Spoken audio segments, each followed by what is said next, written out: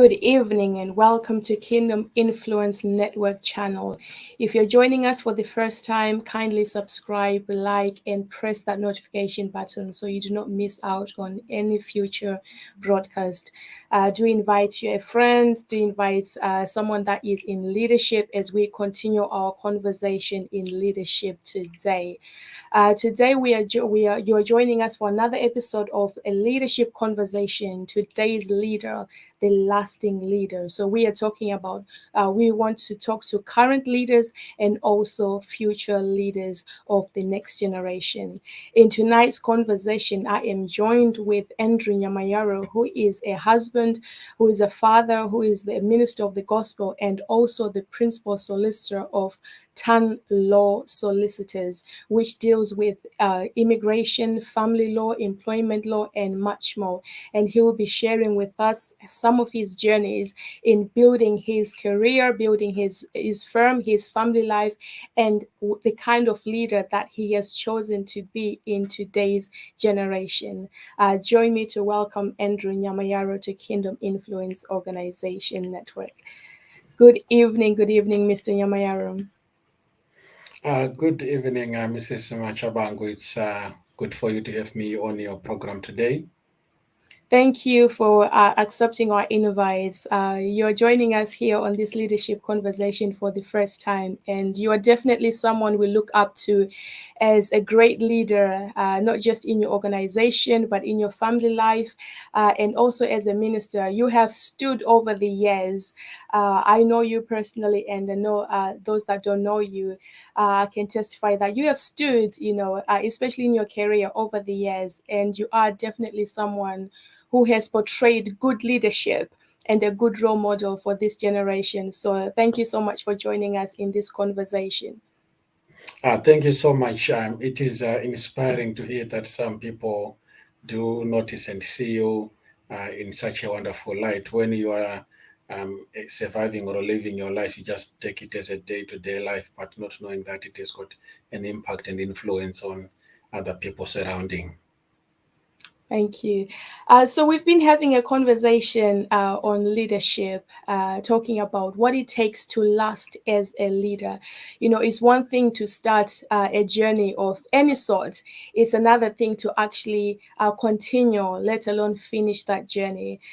So today we want to talk to you a little bit about that in your own journey. You are someone that's, you were not born here. You came all the way from Africa. First of all, start us off with your journey in coming to the diaspora and deciding to do what to many people is impossible. Many people come with high levels of, careers or at the height of their life. But when they get to a strange place, they lose themselves. But yet you manage to stay within your passion, your calling, and continue to even a greater height. How did you get to do that?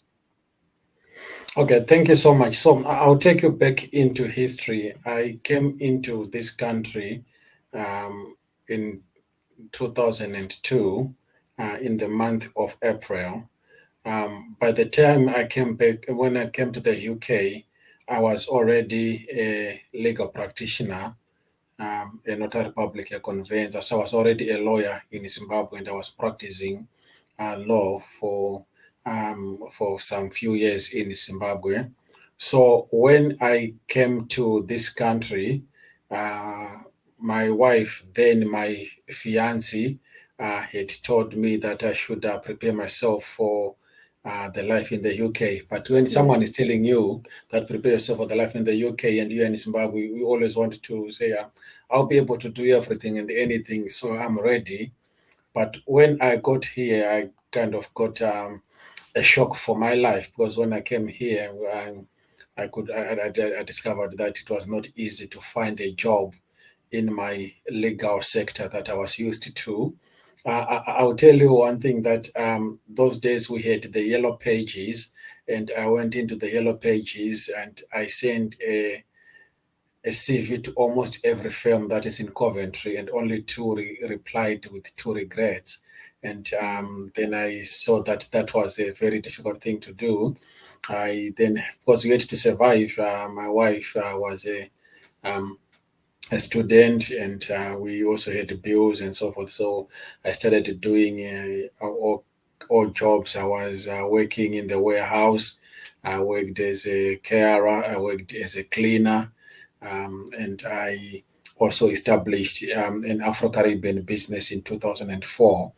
I had a shop that was selling Afro-Caribbean products that ran until 2009, because 2008 we had a recession, and the recession impacted on the business, so we decided to fold the business. At that time, I was also trying to get back to the fold of being a lawyer, so I was doing my qualified lawyers transfer tests. I did the first exam, I passed some of them and didn't pass the rest of them, but because it was quite expensive for us on meager income, um, I put it on the side for a while. I became a van driver, order 2 to 3 vans, which I was plying as delivery vans and so forth. And then 2009, I then decided, oh, I just need to go back into my practice. I shocked my family, my wife, to say that I'm not going to do any work, which means she had to work for the family. When I said, Wow. I'm just going to study. So I took nearly 6 months of not working and studying. I wrote Wow. my exams. I passed my exams. After I'd passed my exams, I enrolled with the Solicitors Regulatory Authority, and the journey started from there. I then started working. Um, where we met, when you remember in 2010, 2011, 12, there when we were practicing together in Birmingham, before you moved out of Birmingham. So at Beck and Co Solicitors, as it was known Yes. then, as a caseworker and a paralegal. Then I moved to Genesis Law Associates, where I also worked as a solicitor, and at Duncan Lewis, where I also worked as a solicitor. 2016, that's when I decided to start the practice called Tann Law Solicitors, and I've been practicing with Tann Law Solicitors since then until now. So that's Wow. my professional journey from Zimbabwe to the United Kingdom. Wow, that is a journey. That is amazing. Can you share with us, if you don't mind, and if your wife doesn't mind, a little bit about what was that conversation like to tell your spouse that I need to do this, I need not to work for 6 months? Was it just asking and it's okay, and that was it?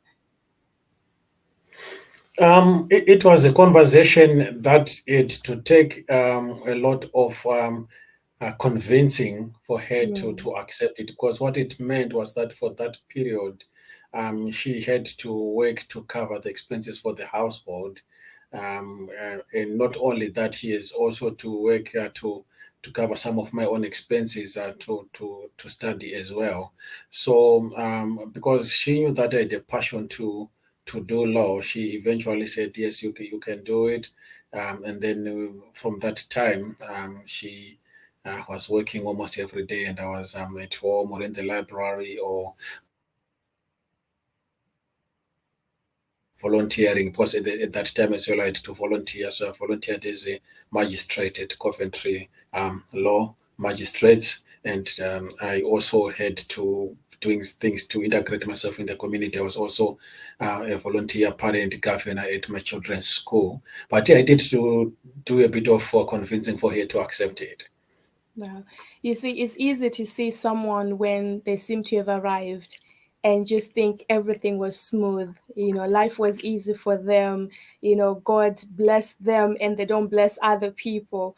But what you just shared is what most people are not willing to do, to walk through those hardships, those sacrifices of not working for 6 months, of your spouse working maybe 2, 3 jobs to become something that that will become a legacy, because now you are a founder of a law firm. which is a legacy, not just to your children, but possibly to their children and the children after that.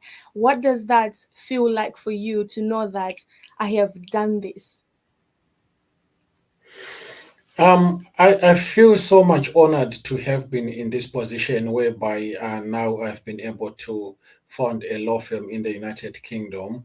And in the law firm that we have, when I started the law firm in 2016, I just had one laptop and a small printer. We had just one room which I was occupying.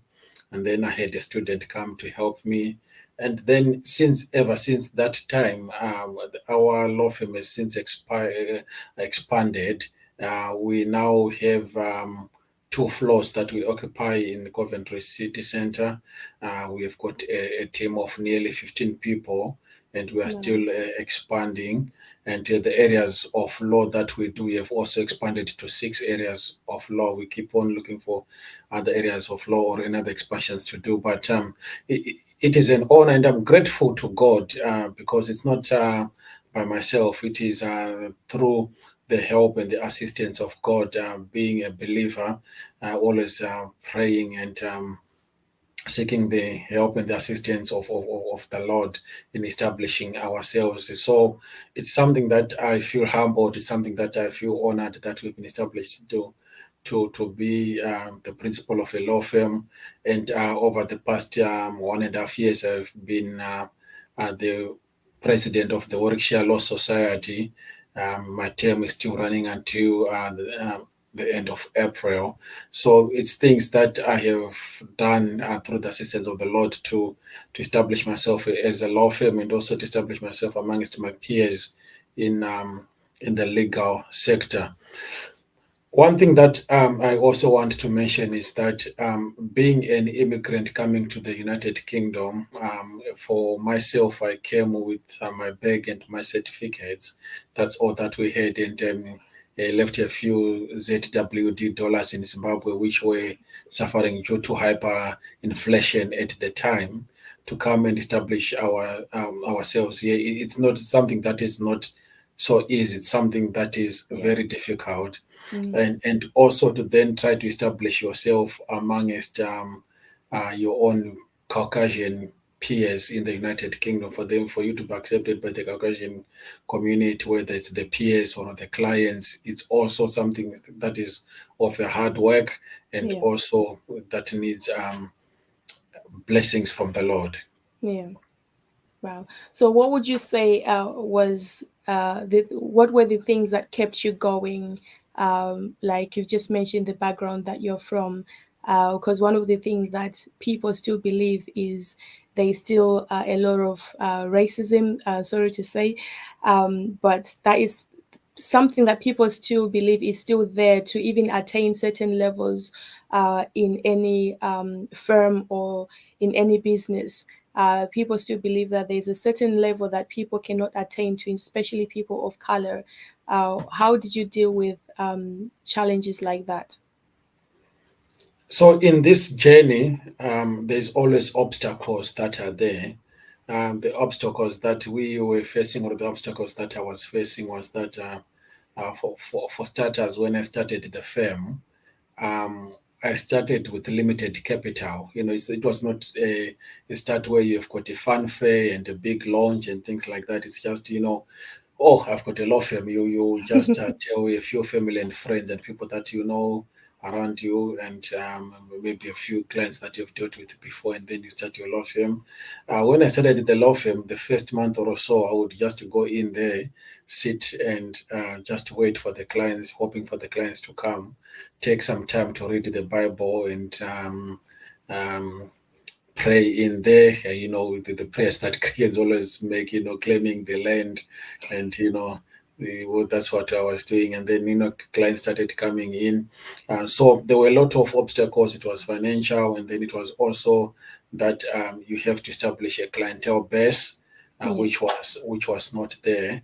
And if you do a good work, people always refer. So working very hard and having a good record, clients started to come in, and Then you have all the other costs that are there, the public indemnity insurance, and also learning the job on the go of becoming a manager, or the compliance that is there with the SRA and so forth.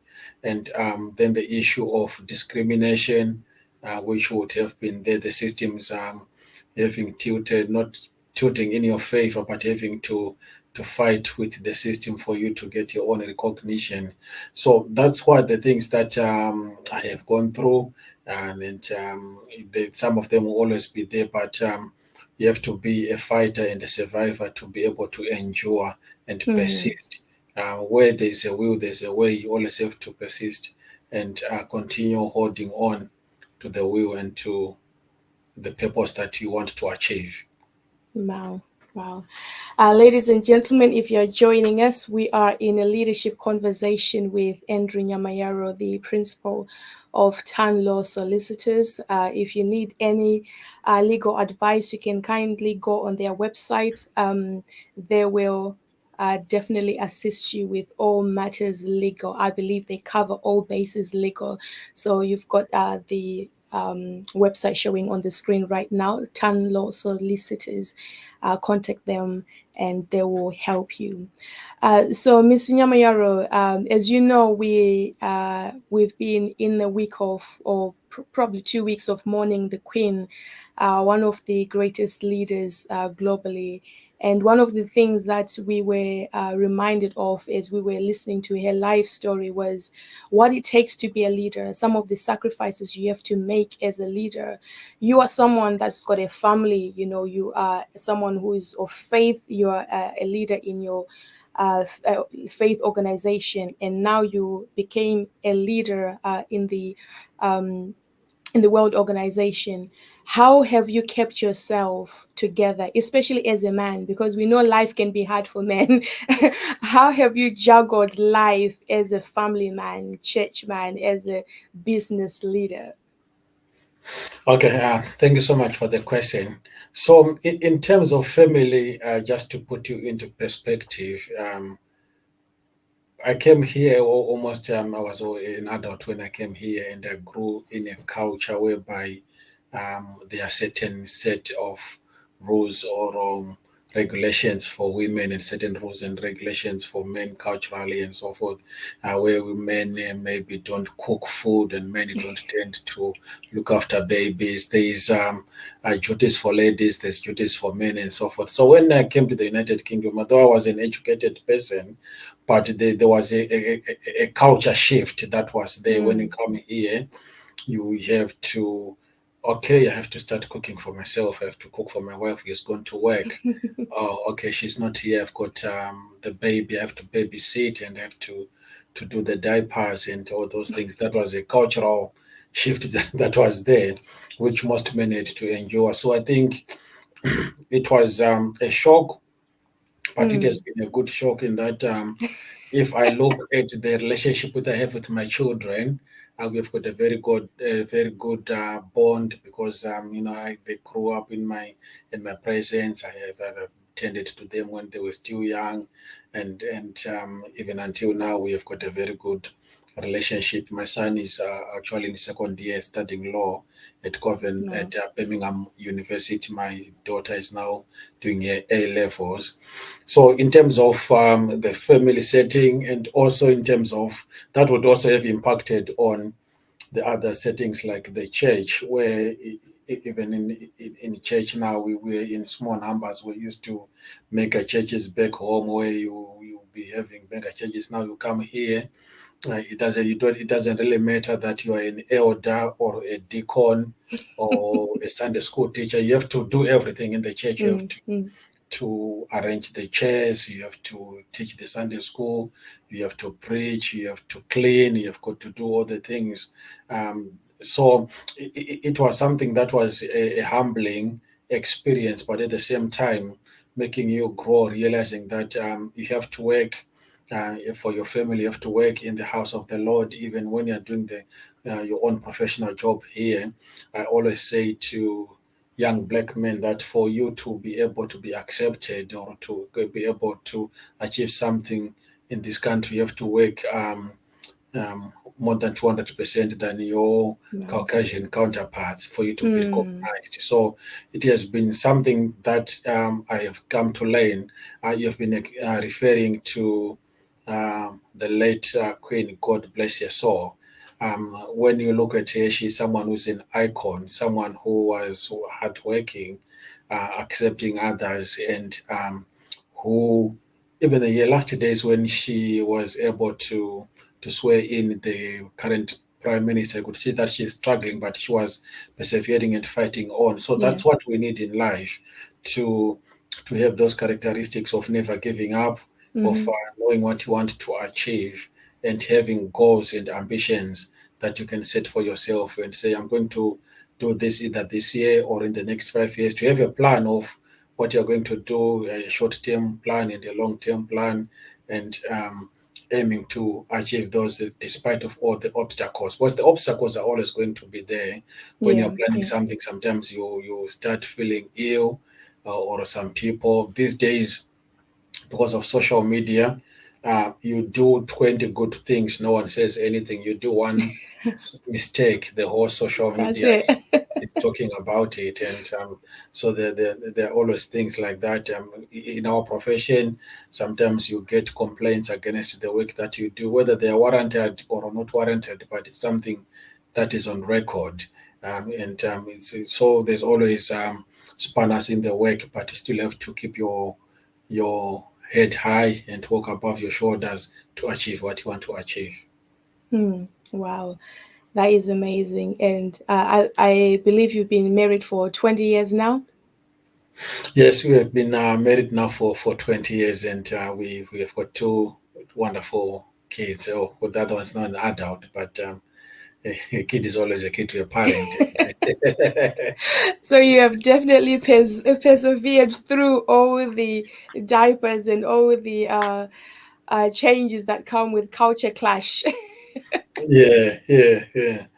Thank you so much for sharing with us. As a leader in the corporate world, there is always that clash between your faith and being a leader in the corporate world, running a business. What are some of the things that you have to deal with um, based on your values, your standards, as opposed to what other business leaders might be doing in order to maybe uh, boost their revenues, get more profits, and things like that? What are some of the sacrifices that you're making, because of what you believe, especially as a Christian? Okay, thank you. So I'll answer your question from two perspectives. The first perspective is that as a lawyer, and people have always held lawyers with some skepticism. People have always thought that lawyers are there to cut corners, to show you how to evade and avoid the law, to do unlawful things, but representing clients, to be professional liars and so forth. So that was a dilemma that I had even when I was enrolling with at university, because I was already a Christian. Should I do this job? And back home, people just think lawyers represent criminals and so forth. But I also then have to had to learn that when I am doing as my job as a lawyer, I'm going by the principles of the profession. The profession has got its own ethics standards. It has got its own professional standards. And if the client tells me what they tell me, it is the uh, instruction of the client that I go by. It's whether to them, whether they are lying or not, it's up to them. But what they've told me is what the instructions which they've given me. So I've just learned that as a lawyer and also in the corporate world, which you have highlighted too, it's important to be a truthful person. It's important to be an honest person.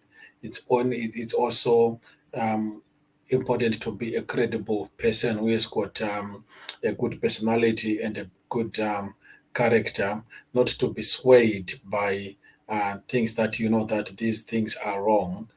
You have to be a principled person. So in the corporate world, there's always challenges. I'll tell you it's a good example when I had the shop in the Afro Caribbean products shop, someone came to me. I had a card swapping machine, which I also have in the office now. And then he said, "Oh, you know what, Andrew, we can easily make money." And and I'm in a shop, I'm struggling, I'm just maybe cashing it £100 a day or something like that. Oh, okay, we can easily make money.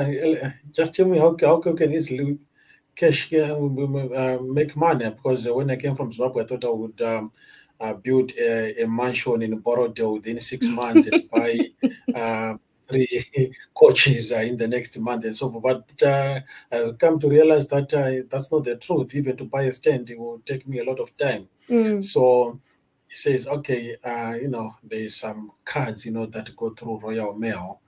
We can intercept, I can intercept, or someone can intercept the cards. We run them through your Wow. machine, Wow. or we've got checks that you can run through your business, and clean the money, and you get 40% of the card. And then I said, no, I am not going to do that. I'm not going to run through credit cards or debit cards for people that have been intercepted, or with their checks and so forth. So people would come with all kind of ideas, and it was going to be easy money, but was it clean money for me? No, I'd rather Mm. work very hard and earn less, but know that I'm living a life that is principled and honest, and that I will not be scared to when I see the police passing by. Wow. Wow. Because one of the things that people struggle with, especially people of faith, is the first few years of building a business. They feel like you have to do all you can. You can go to any lengths just to make the business stand a little. And then you can start doing things by the book when, you've are now making profits. Did you ever have people just, especially within your circles, lawyer to lawyer, brother to brother, you're like, I've been in this business. Let me just tell you one or two things. Have you ever had to tell someone that, you know what, no, I hear what you're saying, but because of what I believe, I cannot do that? Yes, and the instances where have been given advice, or someone has been just speaking to say relating to their own experiences, when I just see that what they are saying cuts against my morals, and have not gone to take their advice. Some of the cases that I deal with, for example, would be cases dealing with vulnerable clients such as asylum seekers. And Yeah. some people would have thought of just, oh, okay, um, I've got a client that wants to come to you, but um, they don't have a story. Can you create a story for them? Yeah. Something like that. Some lawyers would take, or some people who representatives would take that client, sit down with them, coach them for a story. You have to say A, B, C, D. You have to do this and so forth. Then just said, no, I cannot coach you of a story. You tell me what happened to you. You are the one who suffered persecution. The one who suffered this thing. So you should remember what happened to you, unless if you've got a mental capacity issue, which we have to get an expert report. But if something happened to you, just tell us your story, and then I will help you legally, asking you legal questions, in redirecting you in how to do it legally. But as to the factual background, you are able to tell me about your story. So you get offered lots of money for people for doing some things that they might say, okay, create a story for me, add this, remove that, do this. And so those challenges are there, and they're always there in the profession, where people, like I said, I've given an example of asylum seekers, or some people you will know that they want to establish a case of a durable family relationship, where the facts and the evidence shows you Yeah. clearly that these people are not husband and wife, for example, but they want you to push a story of a sham marriage because they want to achieve something. So those are some of the challenges that you can face from peers or even from the clients. Yeah. Um, that will be there. So it's always having that conscience that is going to happen, and also the sixth conscience, which is the Holy Spirit that will lead you and guide you. And when that flag rises in your mind, you have to stop and think twice before you proceed, because it could be the Holy Spirit speaking to you, or it could be, that warning that is coming to you, and you have to consider it. Yeah, wow. That is so true, because one of the things that people think is Christian businesses cannot not prosper, cannot earn into the millions, or into that kind of brackets of profits, because of the unwillingness to cut corners, for the growth of the business, or to do what it takes. Like what you're saying, people can offer you money, can offer you thousands to say, just create something, a story for me. Just, say this, especially whether it's a criminal case or whatever form of a case, where you can actually have the client that has the funds and the money, and they just need you to break the laws so that they can have the result that they need. And that's how some people deem that as a Christian, I can't have a prosperous business doing things by the book. And we now have a contradiction of what we believe and what we actually do in the corporate world. And most people believe that Christians cannot work in the corporate world. They cannot succeed in the corporate world because it's not meant for Christians. What do you think about that notion? No, Christians can still be successful in the corporate world. I've got some few role models in the Christian world that I know that they've been successful in their businesses, simply by being Christian and also upholding their beliefs in their own personal life and in the business circles as well.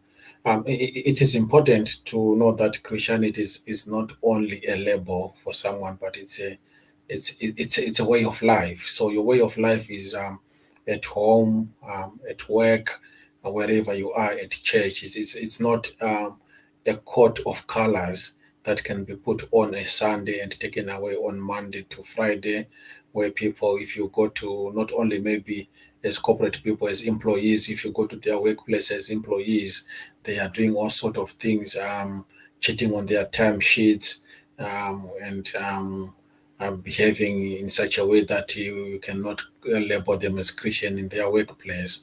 But it is important to have your Christian values and principles everywhere, even to do office, to do even Bible studies where possible in the office. Um, it's also important for Christians to have the proper systems and the proper policies and proper running of the business.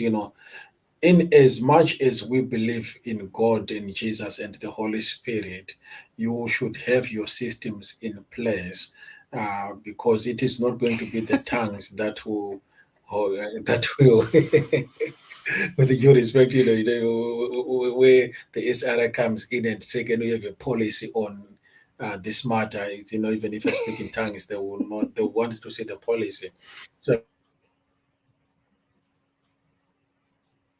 running the business efficiently and properly. For example, if you're supposed to have um, other third-party software to help you in your business, or if you are supposed to have policies, standards, operation procedures, then to do that, for lack of a better word, care kind of business where you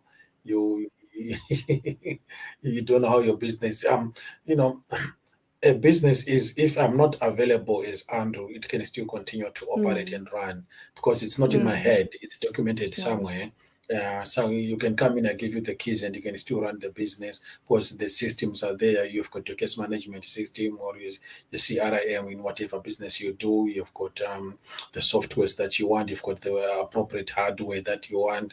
You've got the appropriate agreements and so forth that you have.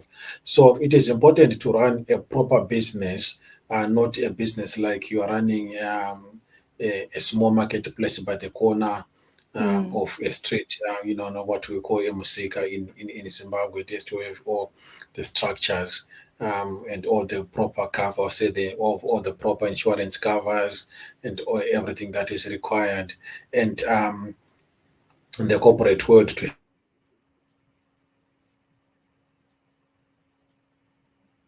have some groups of Christian lawyers and groups of Christian business people, where where the Bible says iron sharpens iron.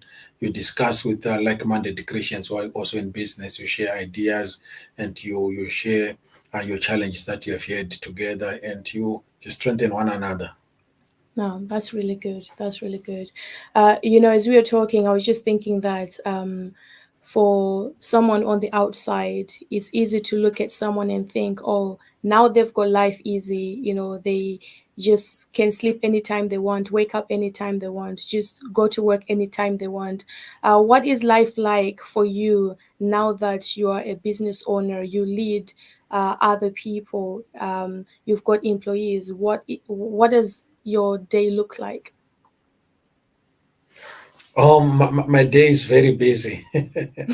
I still have a very busy day. So when I wake up in the morning, after preparing, I take my daughter to school, and then after it, and then that is around 7:30. I take my daughter to school, and then I'm in the office from 8 o'clock. So from 8 o'clock, I'm in the office, checking my emails, checking my diary, and then from 9 o'clock I go through staff time for staff to come and to brief me, and I brief them. From about 10 o'clock appointments. It depends with what I'm going to be doing in the day. It could be appointment with clients, or I've got a court session, or I'm visiting the prison or detention centers, or out of office work that I'm doing. Officially, I finish at 5 o'clock, but I'm normally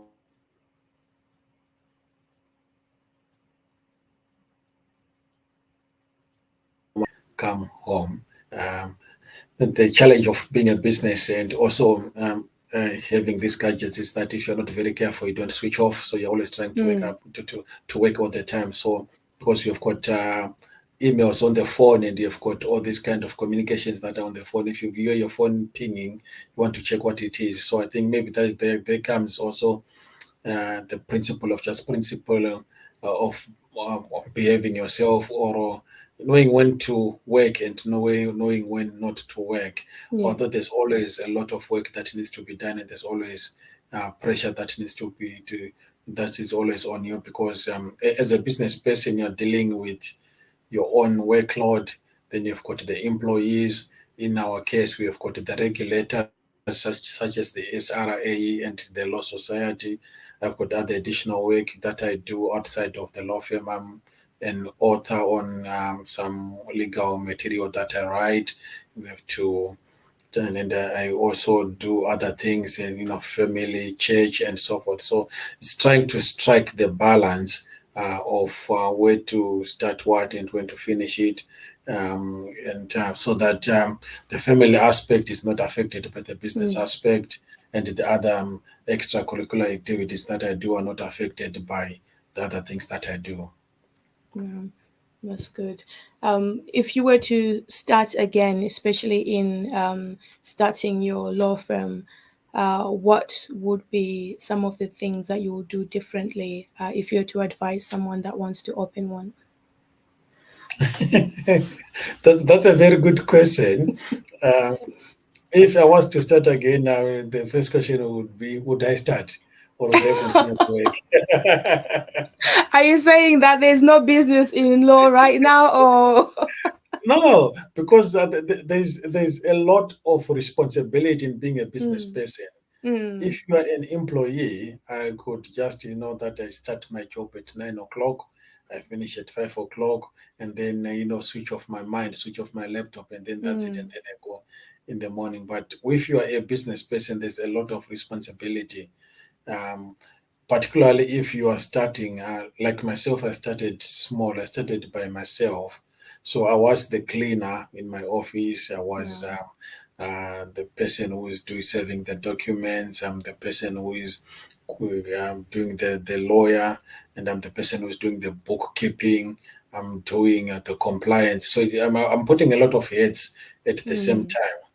And as the business grows, I started to outsource some of the responsibilities to consultants who might be able to help me. So the compliance, I've got someone who helps me with the compliance. I now have an office manager, um, and with the legal work, I now have quite a number of lawyers within the firm. So when you start, you have to have a business plan, and you Mm. have to know that the business plan is executable. You're able to execute it, and you also have to make sure that you have got enough resources of at least to last you. I would say you have to have resources to last you at least 6 months Mm. uh, for you to be able to run without expecting maybe any return coming in. And you have to do a lot of marketing. As you will do a lot of marketing, going to say to a lot of events, writing blogs, doing sponsorships of various events, and so forth. So there's a lot of things that you have to consider when you're starting a business. And where possible, I just have a short-term plan and then a medium-term plan and a long-term plan, so that you can be executing those ones in chunks. Okay. Wow. That's really good. Would you, if you don't mind sharing, what were some of the resources that you used in order to build yourself to be the businessman that you are today? Okay, so the resources that I used to be a business person, the major resource that I used is what I call people, the people resource. Mm. People are very important in your life. It's good to have the right type of people around you. So in this case, around me, I had my wife, I had my children, I had my friends, I had my prayer partners, I had people from church, and I had colleagues. So all those people were supporting me and they still continue to support me in the journey of business. So people are a resource, and believe you me, the majority of our work comes through referral from people who Yeah. might be my family or my friends or my colleagues or the clients that I've done good work for. They are the ones who still refer us a lot of work.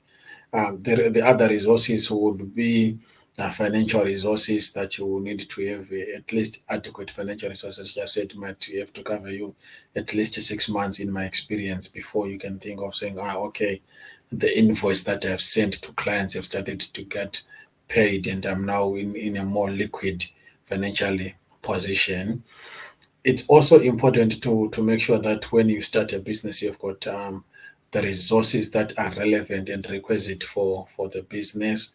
Mm. Um, uh, in my case, it was important for us to have a case management system, a CRM, where you can upload the client's information. And that's also to do with compliance, so that if the regulators come in, you're compliant. So you've got the CRM, you've got marketing resources. I was using initially free marketing resources such as Facebook, social media, YouTube, writing blogs, and so forth. So the resources can be put into categories. You've got like I said, the people resources, the financial resources.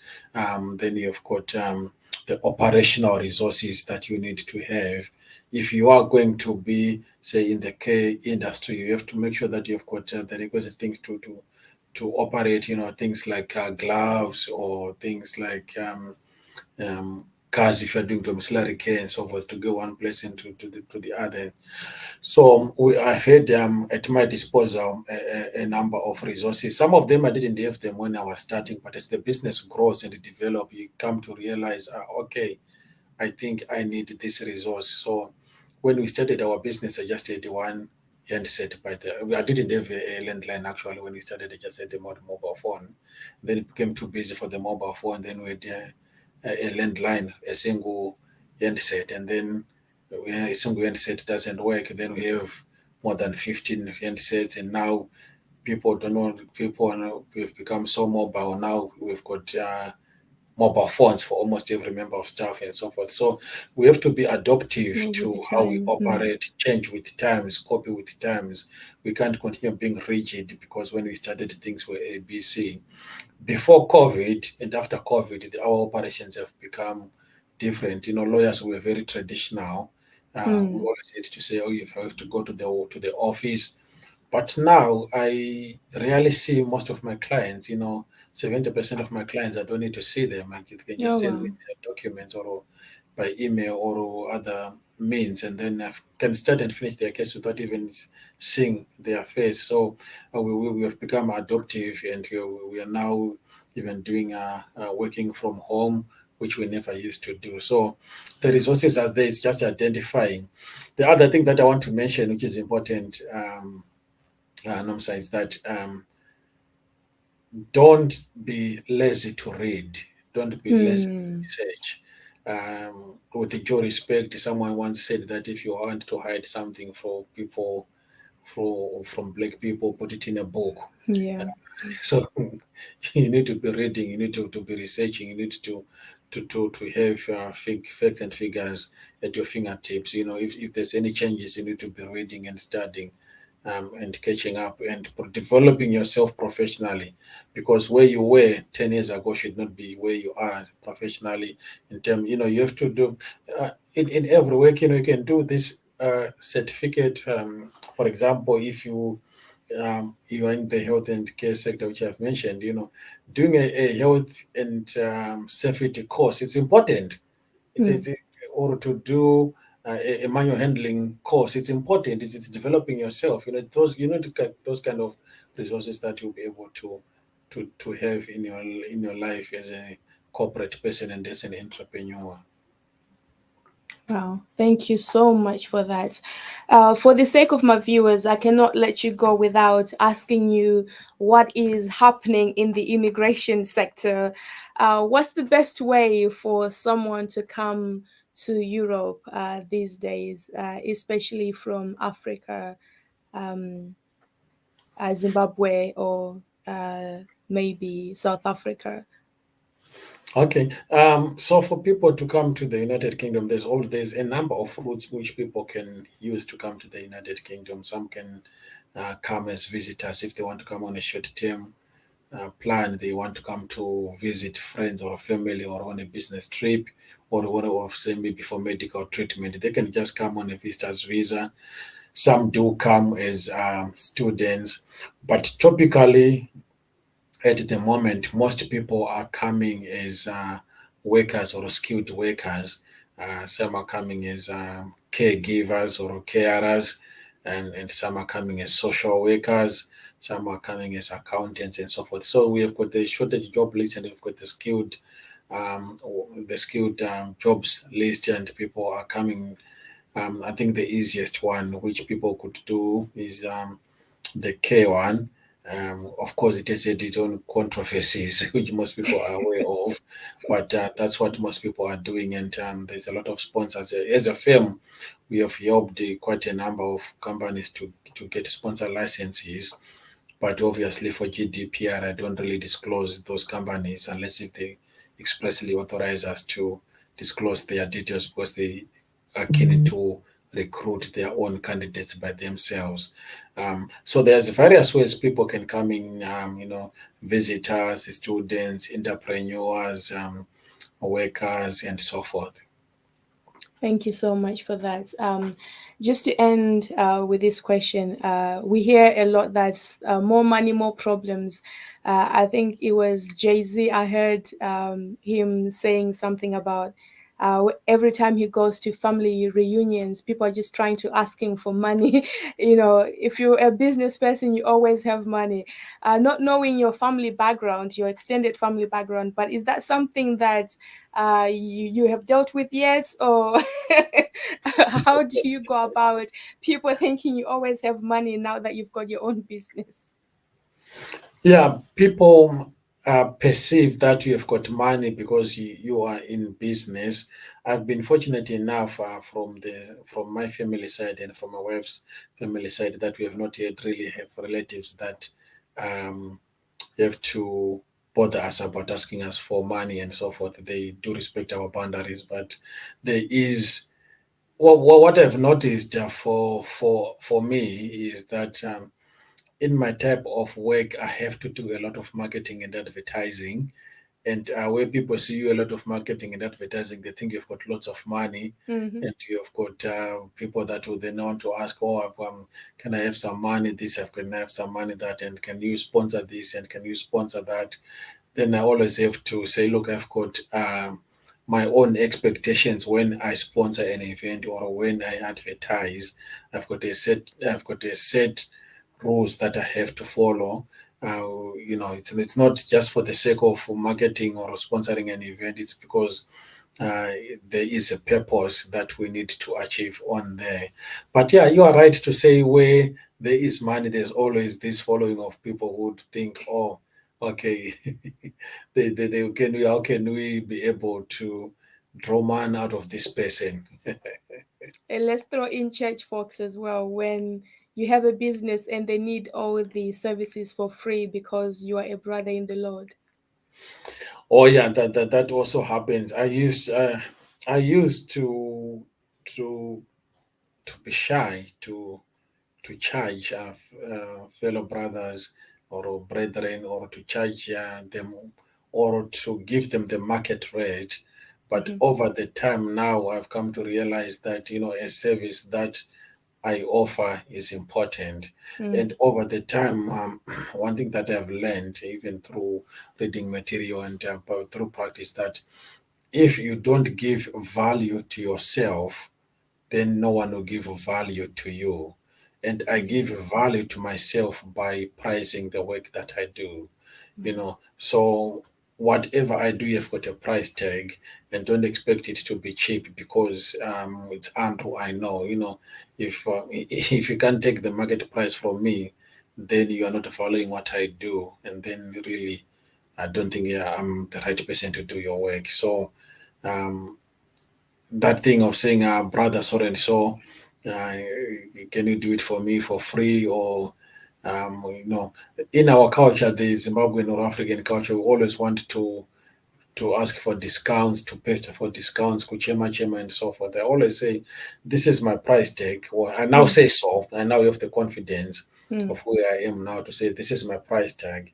If you cannot accept it, then try, can you check with the next door? But if you check with the next door, the door will still be open if you want to come back. Wow. Thank you so much for sharing that. That definitely takes growth and being firm in your own leadership role. Ladies and gentlemen, this is Andrew Nyamayaro, Principal Solicitor in Tann Law Firm in Coventry. Kindly tell us a little bit about what people can expect when they contact you for your services. So, Tann Law Solicitors is a firm of lawyers that is based in Coventry. We do immigration law, employment law, family law, wills and probate, and also give advice to businesses. We have got clients all over the world. We have clients in Africa, in Asia, in America, and you don't really need to come to our office to receive our services. We do offer telephone and virtual appointments as well. So we do offer all those type of areas of law in which we have got specialist lawyers, caseworkers, and paralegals that can help you with all your queries that we can help you with. Thank you so much. I can definitely recommend Andrew. I've worked with him. He was my senior colleague at some point back in the day, and his work is always of excellent quality, and he delivers as he says it to you. Thank you so much, Andrew, for your time and for sharing your wisdom with us in this leadership conversation. Thank you so much for having me on your program, and I really appreciate it. And may God bless you, your business, your family, and all the endeavors that you do. Thank you. Ladies and gentlemen, thank you so much for tuning in. If you have not subscribed to Kingdom Influence Network, do so. Subscribe, share, like, and press that notification button so you do not miss out on any further broadcast that we do. Until next time, God bless you.